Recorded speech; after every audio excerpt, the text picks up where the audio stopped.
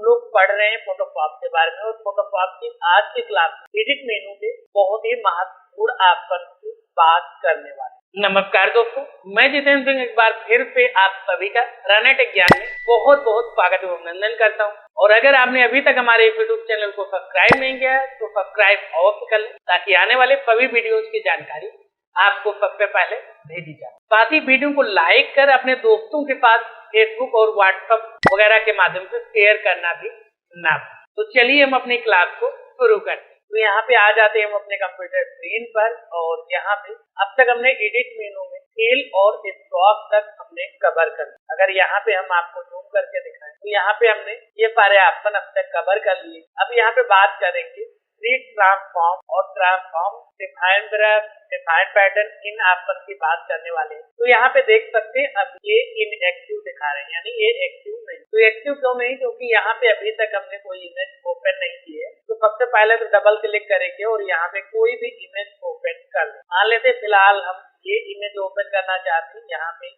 तरीके से इस इमेज को ओपन कर लिया। अब उसके बाद क्या करेंगे, यहाँ पे फिर से ओपन में जाएंगे और एक दूसरी इमेज भी ओपन कर लेते। मान लेते ये इमेज ओपन कर मूव टूल पे इसे उठाकर इस इमेज पे लाकर छोड़ दे। अब मान लेते हैं कि इस इमेज को हमें छोटा करना है, बड़ा करना है, यानी अगर इसे हम रिसाइज करना चाहते हैं तो उसके लिए क्या होता है, हम ट्रांसफॉर्म ऑप्शन का उपयोग करें। तो इसके लिए या तो कीबोर्ड पे कंट्रोल टी प्रेस कर दें, तभी यहाँ पे अगर हम कंट्रोल टी प्रेस करते हैं तभी ये देख सकते हैं पॉइंट आ जाते हैं। तो इन पॉइंट को पकड़ के हम इस तरीके से छोटा या बड़ा कर, इस तरीके से बहुत आसानी से अगर अंदर की तरफ लाएंगे तो हमारा इमेज छोटा होगा और अगर बाहर की तरफ ले जाएंगे तो इमेज हमारा बड़ा होगा। एक चीज यहाँ पे और आप ध्यान दीजिए, अगर आप लंबाई चौड़ाई दोनों घटाना बढ़ाना चाहते हैं तो इन कॉर्नर के पॉइंट को पकड़िए। तो इससे क्या होगा, लंबाई और चौड़ाई दोनों घटेगी या बढ़ेगी। अब अगर आपको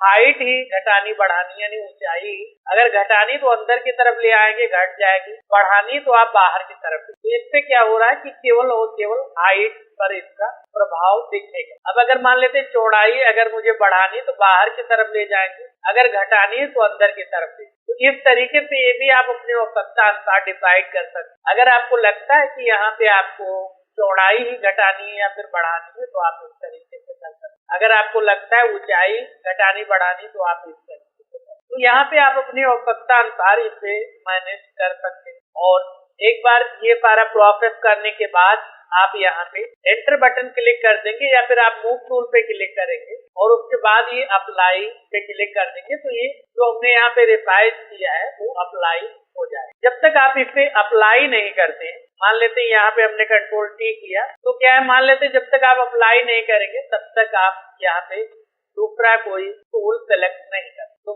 आप कुछ भी सेलेक्ट कर रहे हैं तो उससे पहले आपको ये अप्लाई करना पड़ेगा। अगर आप अप्लाई नहीं करना चाहते तो डोंट अप्लाई पे भी क्लिक कर सकते। पहले जैसा था उसी तरीके से दिखाई पड़े। उसके बाद यहाँ पे अगले ऑप्शन की बात करें ट्रांसफॉर्म की, तो ये भी लगभग ट्रांसफॉर्म और ट्रांसफॉर्म एक जैसा ही काम करता है, लेकिन यहाँ पे आपको जैसी भी आपकी आवश्यकता है वो हिसाब से आपको अलग अलग ऑप्शन मिल जाते हैं। जैसे अगेन पे क्लिक करते हैं तो कुछ इस तरीके से यहाँ पे आप इफेक्ट देख रहे हैं। फिर पे अगेन पे क्लिक करेंगे तो ये इस तरीके से और भी छोटा होता जा रहा है। अब मान लेते हैं कि मुझे क्या करना है, यहाँ पे स्केल करना, तो स्केल पे क्लिक किया और इस तरीके से हम क्या कर सकते, स्केल कर देख सकते। अब यहाँ पे हम बड़ा कर रहे हैं तो हमारी इमेज की क्वालिटी जो है वो बहुत ही डाउन हो गई है। अगर अप्लाई भी करते हैं तो देखिए क्वालिटी हमारी डाउन हो। हम दोबारा पे क्या करते हैं, यही इमेज ले आते हैं और यहाँ पे रिस्टोर करते हैं ताकि हम इस इमेज से ला पाए। अब यहाँ पे अगर इसकी क्वालिटी आप देखें और इसकी क्वालिटी देखें तो बहुत ज्यादा अंतर है। तो यहाँ पे ट्रांसफॉर्म से क्या है, इसे आप रिसाइज कर सकते। उसके बाद आपको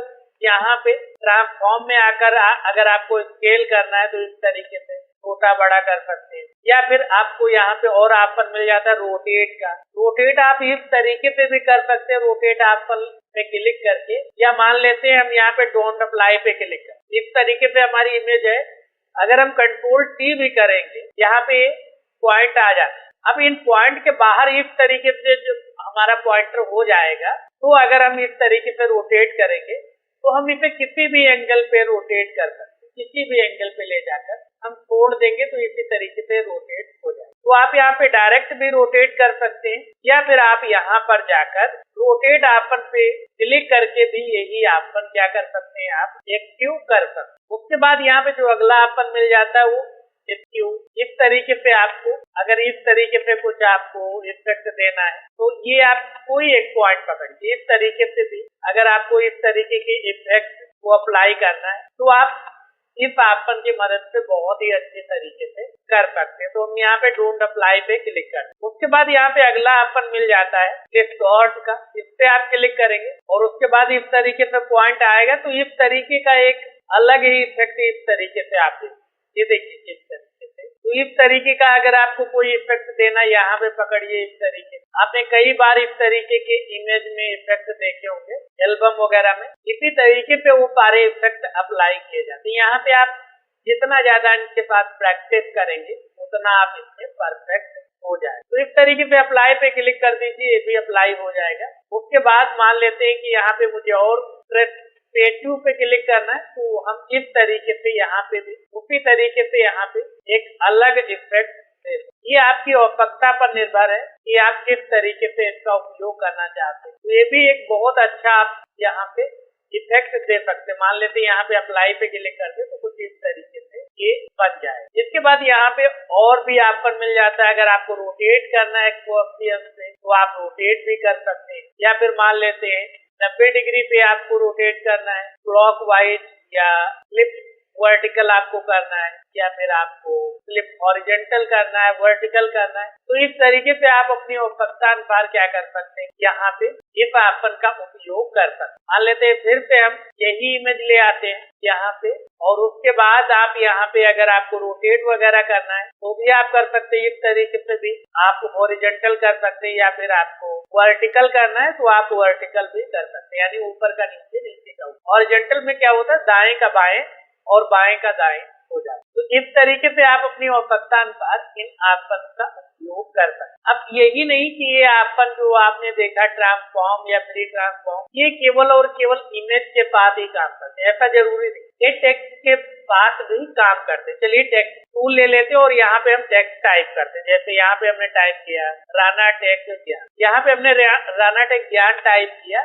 अब अगर मुझे इसे रिसाइज कर, वैसे यहाँ पे टेक्स्ट टूल से सेलेक्ट करते तो यहाँ से भी आप रिसाइज कर। मान लेते यहाँ पे 72 तक आ रहा है, अगर 96 करना है मैनुअली टाइप करेंगे, एंटर कर देंगे तो 96 हो जाए। यहाँ से भी आप स्ट्रॉन्ग करना है या फिर यहाँ पे रेगुलर करना है, बोल्ड करना है, साइज बदलना, ये सारी चीजें आप यहाँ पे भी कर सकते। लेकिन मान लेते कि हम यहाँ पे नहीं करना चाहते तो हमने यहाँ पे पॉइंटर क्लिक किया और कंट्रोल टी करने के बाद इस तरीके से आप इसे छोटा या बड़ा, जैसा इमेज के पास ये ट्रांसफॉर्म काम करता था उसी तरीके से टेक्स्ट के पास भी काम करता है। यहाँ पे आप डोंट अप्लाई पे क्लिक कर सकते हैं या अप्लाई पे क्लिक कर सकते हैं। उसके बाद इसी तरीके से ट्रांसफॉर्म के ऑप्शन भी, अगर आपको स्केल करना है तो इस तरीके से आप स्केल कर दीजिए। अगर आपको रोटेट वगैरह करना है तो ये सेम उसी तरीके से रोटेट वगैरह भी हो जाता है। वर्टिकल करना है, हॉरिजॉन्टल करना है तो ये आप अपनी आवश्यकता अनुसार इसका उपयोग कर सकते। तो इस तरीके से आप चाहे यहाँ पे इमेज हो चाहे टेक्स्ट हो, दोनों भी ये काम करता है।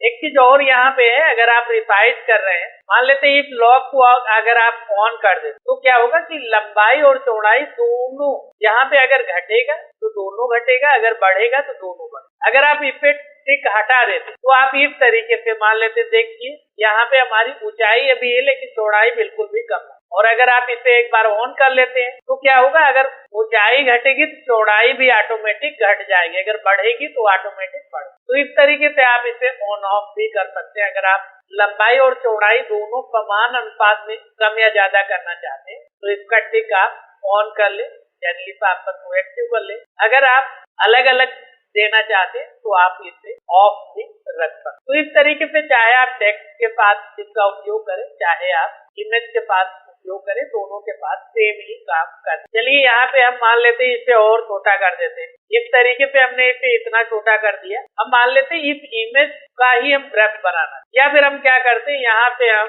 सेलेक्ट टूल लेते हैं और इस पे सेलेक्ट करते हैं, बैकग्राउंड लेयर पर आकर फेस को सेलेक्ट कर। उसके बाद अगर हम डिफाइन ब्रश पे क्लिक कर देंगे तो ये ब्रश बन जाएगा फेस। या चलिए हम फिलहाल रिवर्ट पे क्लिक करते हैं, सारा कुछ हटा दें। अब मान लेते हैं केवल अगर मुझे इस तरीके का ब्रश चाहिए तो इस एरिया को हमने सेलेक्ट किया और यहाँ पे गए डिफाइन ब्रश और इसका कोई भी नाम दे दिया। जैसे यहाँ पे हमने दे दिया टेप्ट दे दिया, यहाँ पे सिलेक्शन ऑलरेडी, तो इस सिलेक्शन को हटाया और ये यहाँ पे हमने सेलेक्ट किया। अब इसमें मुझे ब्रश टूल चलाना है तो ब्रश टूल सेलेक्ट किया और यहाँ पे ब्रश टूल में सबसे नीचे आएंगे तो ये हमें मिल जाए। ब्रश बनाना है तो यहाँ पे हम फ्लावर वाली इमेज सेलेक्ट कर लेंगे, मान लेते हैं ये वाली इमेज हम सेलेक्ट कर लेते हैं और उसके बाद हम यहाँ पे आकर इन दोनों फ्लावर्स को हमने सेलेक्ट करने के बाद यहाँ पे जाएंगे डिफाइन पैटर्न पे, तो यहाँ पे डिफाइन पैटर्न भी कर सकते हैं। फिलहाल हम डिफाइन पैटर्न करते हैं और यहाँ पे हम ओके करते हैं। उसके बाद मान लेते हैं कि मुझे एक यहाँ पे नई फाइल हमने ली और डायमीटर को थोड़ा सा छोटा कर लेंगे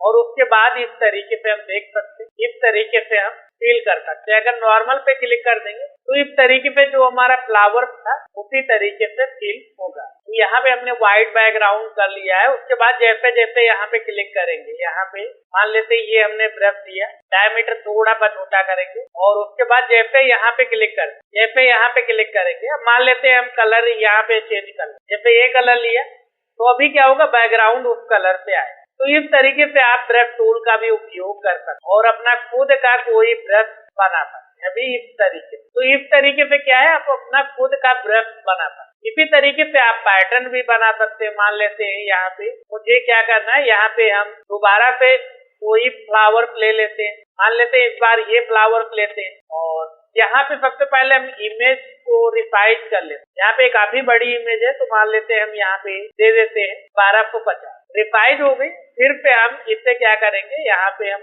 इस तरीके से पूरे को सेलेक्ट कर लेंगे और डिफाइंड पैटर्न पे क्लिक करेंगे, ओके करेंगे। तो इसका क्या हो जाएगा, पैटर्न बन जाएगा। न्यू फाइल लेंगे और यहाँ पे अगर पैटर्न फिल करना है तो उसके लिए क्या करेंगे, फ्रंट बकेट टूल ही लेंगे, लेकिन यहाँ पे इस बार क्या करेंगे, हम पैटर्न लेंगे। पैटर्न में सबसे नीचे आ जाएगा और फिर यहाँ पे क्लिक करते हैं तो देखिए हमारा फ्लावर बन गया है। इसी तरीके से मान लेते हैं हम पेज बड़ा ले लेते हैं, ये 4 साइज ले लेते हैं, ओके करते हैं। उसके बाद हम यहाँ पे इस तरीके से क्या है, पैटर्न को फिल करते हैं। तो इस तरीके से आप अपना खुद का पैटर्न बना भी सकते हैं, खुद का ब्रश भी बना सकते हैं। मान लेते हैं अगर ब्रश चलाना है तो यहाँ पे ब्रश टूल लिया और ब्रश टूल में हम सबसे नीचे जो ये लास्ट में बनाए ब्रश ये ले लेते हैं और इस तरीके से जहाँ जहाँ पे आप क्लिक करेंगे वहाँ पे मान लेते हैं कलर हम चेंज कर लेते हैं, यहाँ पे व्हाइट दे दिए।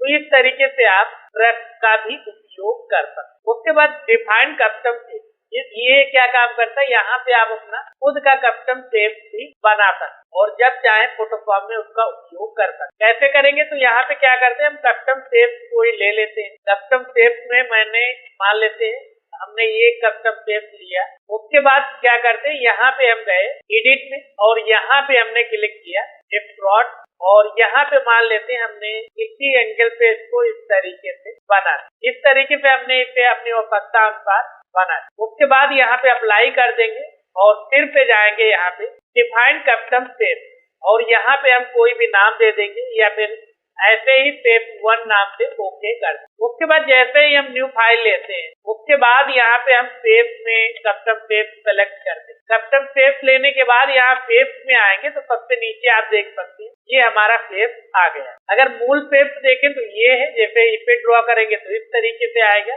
और जो हमने अभी कस्टम बनाया है वो कुछ इस तरीके से ड्रॉ करेंगे तो इस तरीके से आप कोई शेप है उसमें बदलाव करके उसे आप कस्टम शेप के रूप में भी सेव कर सकते, जिससे आपका समय भी बचेगा और आप अपनी आवश्यकता अनुसार बदलाव करके उसे आगे के प्रोजेक्टों में इस्तेमाल कर सकते। डिफाइन कस्टम शेप का यही काम होता है। उसके बाद यहाँ पे फुल, इसका काम क्या होता है, यहाँ पे मान लेते हैं अंडू, आपका नए क्लिपबोर्ड है, हिस्टोरिक है, ये सभी क्या करते हैं अपने अंदर स्टोर करते। जैसे क्लिपबोर्ड में क्या है, जो यहाँ पे हम कट कॉपी करते हैं वो चीजें स्टोर होती है। अंडू में क्या होता है, लास्ट एक्शन स्टोर होता है। तो ये सारी चीजें अगर मुझे क्लियर कर, क्योंकि यहाँ पे क्लिपबोर्ड में भी एक लिमिट होती है, उसके बाद यहाँ पे चीजें स्टोर नहीं होती। तो हम मान लेते हैं कि चाहते हैं कि अब तक जो भी चीजें वो क्लियर करना, तो यहाँ पे ऑल पे क्लिक कर देंगे और यहाँ पे कंटिन्यू पे क्लिक करेंगे। तो इस तरीके से आप कभी भी ये सारी चीजें क्या कर सकते हैं, क्लियर कर सकते। उसके बाद मान लेते हैं ये हमने सेलेक्ट किया, कंट्रोल C किया और उसके बाद फिर से ये सारी चीजें आ जाती है। अगर अंडू करेंगे तो इस तरीके से यहाँ पे मान लेते हैं यहाँ पे हमने यहाँ पे रखा, उसके बाद अगर यहाँ पे जाकर अंडू पे क्लिक कर देते तो ये क्लियर हो जाए। अब अगर यहाँ पे हम अंडू करना चाहें तो हम अंडू नहीं कर सकते, लेकिन अगर ये इसे मान लेते हैं यहाँ पे रखा, इसे पकड़ के यहाँ पे रखा, अभी हम क्या है अंडू मूव पे क्लिक कर रहे हैं तो ये जा रहा है।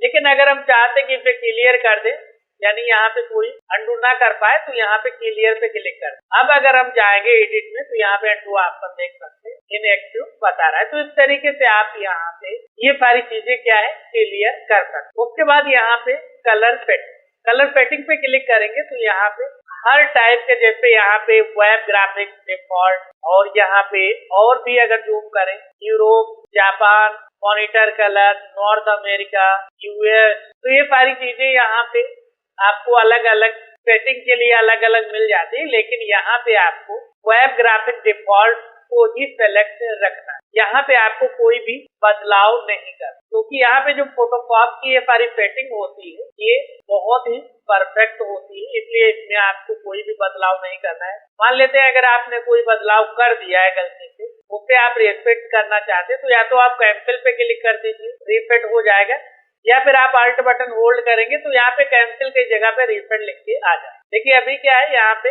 कैंसिल लिख के आ रहा है, लेकिन जैसे ही आप अल्ट बटन होल्ड करेंगे तो ये रीसेट पे आ जाए, तो आप यहाँ पे क्लिक करके रीसेट भी कर सकते। उसके बाद अगला है प्रीफिक्स मैनेजर। अब ये काफी महत्वपूर्ण है। मान लेते हैं कि अभी हमने ब्रश भी डिफाइन किया, कस्टम शेप भी बनाए और यहाँ पे पैटर्न भी हमने क्रिएट किया। अब अगर आपको उसे रिनेम करना है या फिर उसे डिलीट करना है तो वो कैसे करें, तो उसके लिए क्या है आपको आना है एडिट मेनू में और यहाँ पे मिल जाता है प्रीफिक्स मैनेजर पे क्लिक करेंगे तो सबसे पहले हम ब्रश की बात कर लें। तो यहाँ पे अभी हमने ब्रश बनाया था, तो रिनेम करने के लिए यहाँ पे देख सकते हैं इस तरीके से आ रहा है यहाँ पे ना, और यहाँ पे सबसे नीचे हमने ये वाला बनाया था फ्लावर्स का, उस पे रिनेम भी आप कर सकते हैं, या फिर आप क्या कर सकते हैं यहाँ पे डिलीट पे क्लिक कर, तो ये डिलीट हो जाएगा। इस पे सेलेक्ट कीजिए, डिलीट कर। तो इस तरीके से आपने जो भी यहाँ पे ब्रश वगैरह बनाए हैं, अगर आपको लगता है डिलीट करना चाहिए तो डिलीट कर, अगर स्टाइल आपने कोई बनाई तो उसे भी डिलीट कर सकते हैं, पैटर्न भी बनाए तो उसे भी आप सेलेक्ट कीजिए, रिनेम, डिलीट, यहाँ पे फिलहाल डिलीट कर देते, ये भी डिलीट कर देते हैं,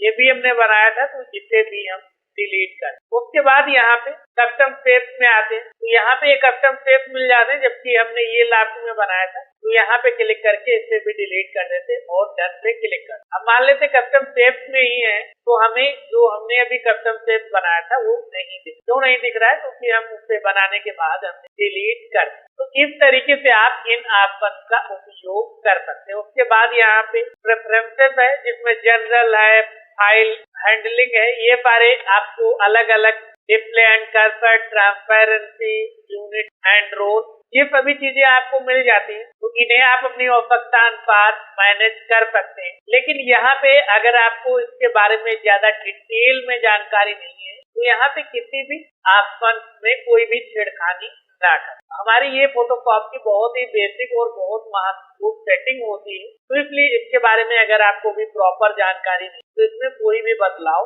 ना करें। इससे क्या होता है कि आपके फोटोशॉप में दिक्कत हो सकती है, इसलिए इसमें कोई भी बदलाव ना करें जब तक आपको किसी विशेष ऑप्शन के बारे में बताया ना जाए बदलाव का, तब तक यहाँ पे कोई भी आपको चेंजिंग वगैरह नहीं चाहिए। तो इस तरीके से ये था हमारा एडिट मेनू। आपको हमारी ये क्लास कैसी लगी कमेंट बॉक्स में ऑप्शन लिखें। अगर आपका कोई भी डाउट है, कोई भी समस्या है, उसे भी कमेंट बॉक्स में लिखना ना भूलें। आगे आप किस टॉपिक पे वीडियो देखना चाहते हैं वो भी आप कमेंट बॉक्स में लिख सकते हैं। और अगर आपने अभी तक हमारे यूट्यूब चैनल को सब्सक्राइब नहीं किया है तो सब्सक्राइब अवश्य कर लें, ताकि आने वाले सभी वीडियोस की जानकारी आपको सबसे पहले भेजी जाए। वीडियो को लाइक कर अपने दोस्तों के साथ शेयर करना भी ना भूलें। अगर आप और भी उपयोगी क्लासें देखना चाहते हैं तो इन प्लेलिस्ट को चेक करना ना। तो हम मिलते हैं आपसे अगली क्लास में, तब तक याद रखें ज्यादा लर्निंग ज्यादा अर्निंग, इसलिए सीखते रहें और मुस्कुराएं। नमस्कार।